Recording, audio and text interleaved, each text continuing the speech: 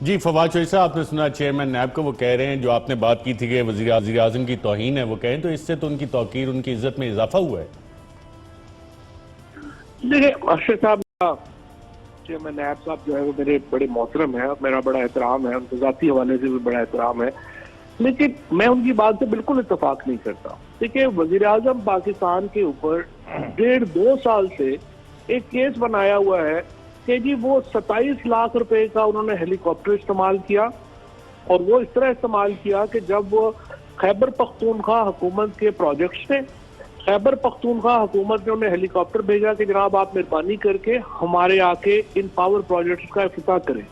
وہ گئے، انہوں نے جا کے وہاں پہ افتتاح کر دیا اور یہاں پہ نیب نے ان کو کیس بنا دیا۔ یہ عمران خان کا اس سارے معاملے کو 1.5 سال سے اگر آپ رکھ کے بیٹھیں گے، اس میں کیا عزت ہے پاکستان کی؟ مجھے تو کوئی سمجھ نہیں آتا۔ مجھے تو یہ لگتا ہے اس میں نہ صرف پاکستان کی انسلٹ ہے، اس میں ان کے اپنے نظام کی انسلٹ ہے، بلکہ اس میں نیب کی اپنی جو ہے وہ انسلٹ ہے کہ آپ 27 لاکھ روپے کا کیس کنکلوڈ نہیں کر سکتے۔ آپ نے اس سے پھر ہوتا کیا ہے؟ ہوتا یہ ہے کہ ہمارے جو میڈیا پہ دوست ہیں ان کو جب وہ زرداری، نواز شریف، جن کے اربوں روپے کے کرپشن کے جینون کیسز ہیں، وہ ساتھ کے عمران خان کا بھی شروع کر دیتے ہیں کہ دیکھیں جی عمران خان کو بھی تو نیب کو مطلوب ہے۔ اس سے ایک میری نظر میں ایک انسلٹنگ ایٹیچیوڈ آ جاتا ہے، اور یہ لگتا ہے کہ آپ عمران خان بھی ان سارے ڈاکوؤں کے ساتھ جناب وہ بھی تو نیب کی انویسٹیگیشن کا سامنا کر رہے ہیں۔ تو میرے نظر میں یہ جو نیب کے چیئرمین کا جو توضیح ہے وہ درست نہیں ہے، اور اس کو فوری طور پر ان کو ختم کرنا چاہیے۔ فواد صاحب، ایک مسئلہ بھی آتے ہی زبیر صاحب نے بتایا، وہ کہہ رہے تھے وہ آج کھانا نہیں کھا سکے، گیس نہیں آ رہی۔ دیکھیں جی گیس تو خیر زبیر صاحب کو چاہیے شاہد خاقان عباسی صاحب کا گریبان پکڑے، کیونکہ جب 2013 میں شاہد خاقان عباسی صاحب جو ہے وہ وزیر نہیں بنے تھے، اور to be fair with Peoples Party کی حکومت نے بہت سارے کام خراب کیے تھے، لیکن گیس کے اوپر 1 روپے کا بھی قرضہ نہیں تھا۔ جب ماشاءاللہ پی ایم ایل این کی حکومت اور شاہد خاقان عباسی صاحب وزارت سے ہٹے ہیں، 157 روپے کا قرضہ چھوڑ کے گئے ہیں، اور 50 ارب روپے کی جو چوری ہے ہر سال اب ہمیں گیس میں اس کا سامنا کرنا پڑ رہا ہے۔ تو میرے خیال میں زبیر صاحب کی بات بالکل ٹھیک ہے، یہ یہاں پروگرام سے جائیں اور شاید خاقان عباسی صاحب کو فون کریں، انہیں پوچھیں کہ میں اس کا جواب دے، میں فواد چودھری صاحب کا لیکن یہاں پہ سوال ضرور پیدا ہوتا ہے کہ اگر یہ سارا ان کا قصور تھا تو آپ نے جو 2 ایم پیز ہیں جو سوئی گیس کے، ان کو آپ نے کیوں نکالا؟ ان کی بھی تو آپ نااہلی کچھ سامنے آئی جس کی وجہ سے آپ نے انہیں نوکری سے نکالا نا؟ جی آپ وہ بتا دیں کیوں نکالا؟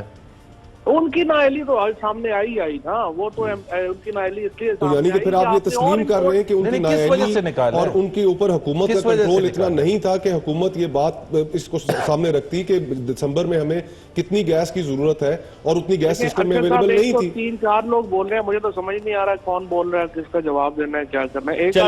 زبیر صاحب کا سوال لے لیں۔ جی زبیر صاحب آپ رسپونڈ کرنا چاہ رہے تھے۔ جی پہلے تو میں یہ کہہ رہا ہوں کہ انہوں نے خود ایم ڈیز کو جو نکالا ہے وہ اس لیے نکالا ہے کہ انہوں نے ڈیمانڈ فورکاسٹ صحیح نہیں کی تھی۔ یہ ان کی اپنی سٹیٹمنٹ ہے اس کیبنٹ کمیٹی کی میٹنگ کہ جی ڈیمانڈ فورکاسٹ انہوں نے صحیح نہیں کی تھی۔ ڈیمانڈ فورکاسٹ کب صحیح نہیں کی تھی؟ پچھلے سال نہیں کی تھی، شاہد خاقان عباسی نے کہا تھا ڈیمانڈ فورکاسٹ تو آپ کو ہر مہینے کرنی ہے، اور اس کا تعلق منسٹری سے ہے، سوئی سدرن اور سوئی ناردرن سے نہیں ہے۔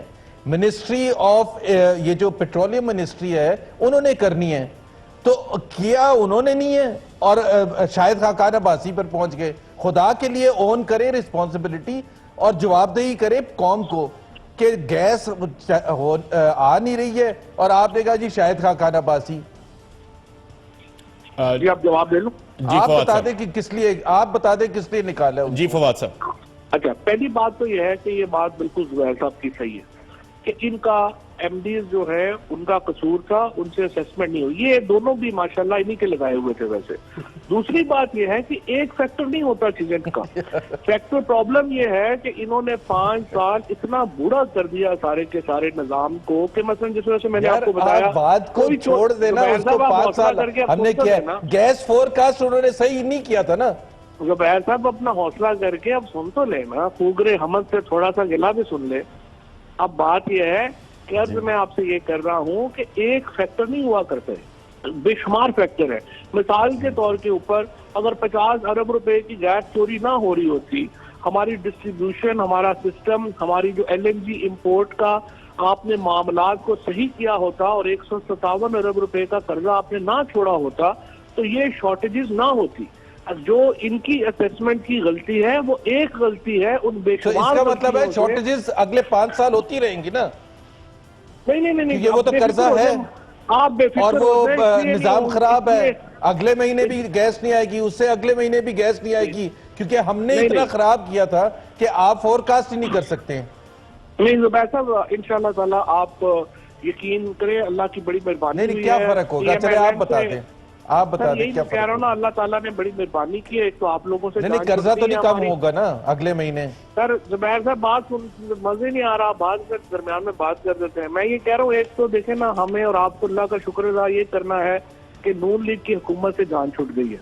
सो अब हम एक ऐसी हुकूमत में है जो जिम्मेदार भी है, जो कॉम्पिटेंट भी है, जिसको लोगों का ख्याल भी है, और इंशाल्लाह अगले हर महीने में हालात इंशाल्लाह बेहतर होंगे। जी, कॉम्पिटेंस के जो आपने पिछले 5 महीनों में झंडे गाड़े हैं वो तो हम सारों मैं एक सवाल आपसे करना चाह रहा हूँ। आज काबीना की जो मीटिंग हुई उसके बाद आपने बताया कि आसिफ जरदारी, मुराद अली शाह और फरियाल तालपुर मरकजी किरदार हैं जाली अकाउंट स्कैंडल में, और साथ साथ आपने कहा बिलावल भुट्टो जरदारी साहब, उनके नाम भी नहीं निकाले जाएंगे। तो इस हवाले से डायरेक्शंस क्लियर नहीं थी honourable supreme court of Pakistan की? देखिए मोर्चे साहब, उसका रिटर्न ऑर्डर नहीं मिला, उसी का इंतजार कर रहे हैं। जो ही सुप्रीम कोर्ट का रिटर्न ऑर्डर हमें मिलेगा तो अकॉर्डिंगली इंशाल्लाह उसकी स्ट्रेटजी बनाएंगे।